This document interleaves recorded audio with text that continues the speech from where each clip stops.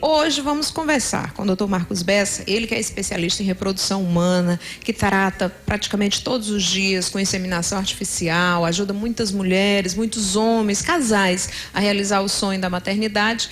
E eu vou colocar uma questão para ele que virou tema aí de discussão por conta de ser um assunto principal na novela que está em cartaz. É o seguinte: o médico perdeu o filho único que tinha, e esse filho único deixou o sêmen congelado. O pai fazia essa inseminação e agora escolhe ou procura escolher uma pessoa para receber esse sêmen.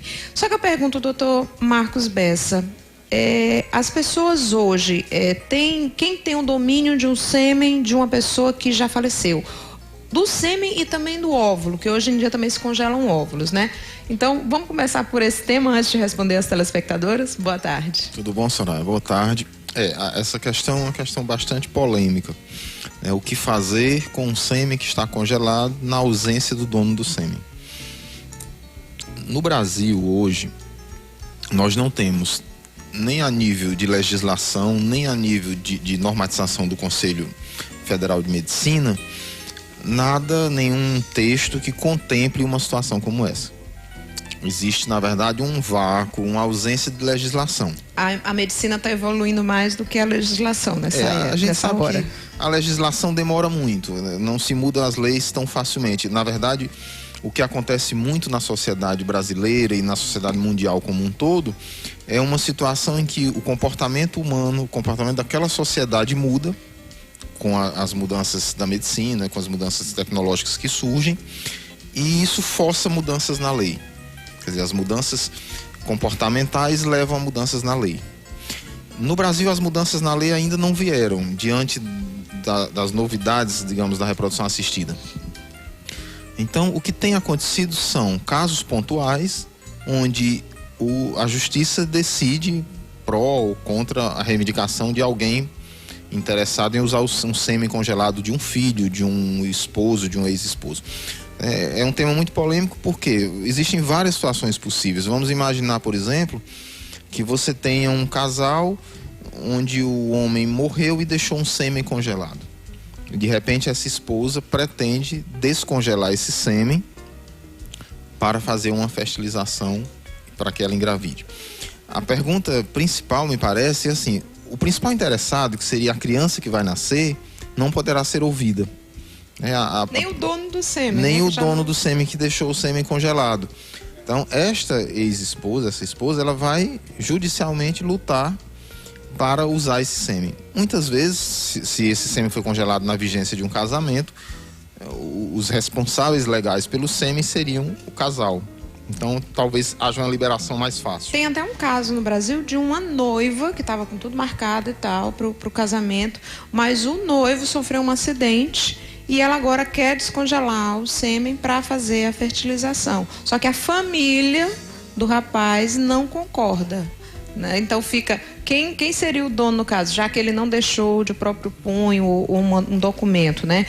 Quem é dono desse sêmen? A família ou a noiva que iria se tornar esposa? Olha, me parece que aos olhos da lei, ela se manifestaria a favor da família, porque não há um laço, digamos, oficial, não há um casamento oficial, eram noivos ainda, e então os herdeiros seriam, como eles não têm filhos, os herdeiros seriam os pais. Provavelmente a justiça acabaria se manifestando em favor da família do indivíduo que deixou o sêmen congelado.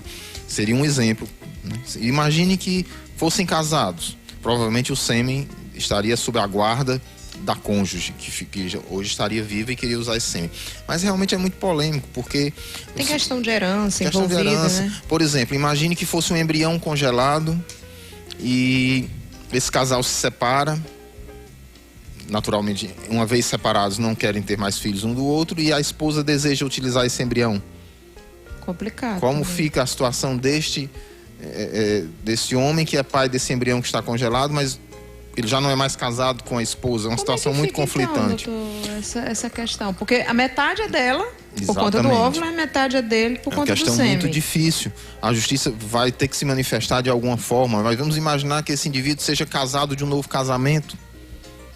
E aí não haveria interesse de ter um filho com aquela antiga esposa? Ou a antiga esposa está interessada em dividir bens ou outras coisas por conta de mais um filho, né? É uma situação extremamente complexa, uma situação que suscita, assim, várias possibilidades Mas oficialmente a medicina, a ética da medicina reprodutiva aqui no Brasil não se refere Ela não se refere a nada a respeito dessa questão. Não se refere. Acho que talvez a partir dessa novela, né, por conta das verdade, discussões, ou isso já vem... Isso já se faz há muito tempo, né? As próprias normas do Conselho, elas não são muito, digamos, não definem muito bem certos detalhes.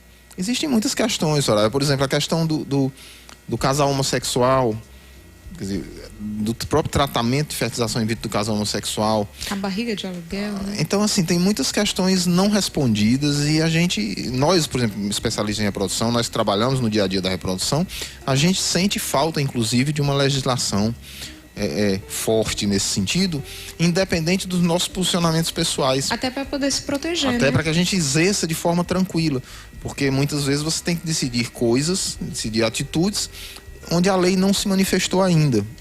E o problema está ali, a situação está diante de você. No caso da novela, o médico é dono do banco de sêmen, pai do filho. Pai do menino, então o menino já virou espírito. Como é uma novela com essa temática espírita, talvez ele se manifeste de alguma forma, se aceita ou não a mãe que foi escolhida pelo pai, né? Obra de ficção, a gente não pode adivinhar o que é que vem por aí. Mas na vida real, a complicação existe. A complicação existe, está aí todo dia chegando pra gente. Então é necessário, urgente, que se defina a legislação forte nesse sentido, clara, que deixa as coisas muito claras de como se deve proceder. Então, antes de você decidir, né? Hoje os bancos de sêmen aqui em Fortaleza ou no Brasil já tem alguma documentação que diga, no caso de separação, meu sêmen vai poder ser usado, ou o óvulo, ou a fertilização que foi feita pode ser implantada, ou ainda não tem nem nos bancos Olha, geralmente quando você congela um sêmen ou quando você congela um embrião, você define os responsáveis legais por eles. Mas é evidente que o que você assina tem um determinado valor. Mas se uma outra parte se insurge contra isso, vai acabar nos tribunais. E aí... Então tá aí, antes de fazer a inseminação, tente fazer aí pelo menos uma documentação para deixar isso bem claro, para não causar muita confusão, nem para mãe ou para pai, e muito menos para a criança que acaba sendo afetada com essa indecisão dos pais, né? Pois é.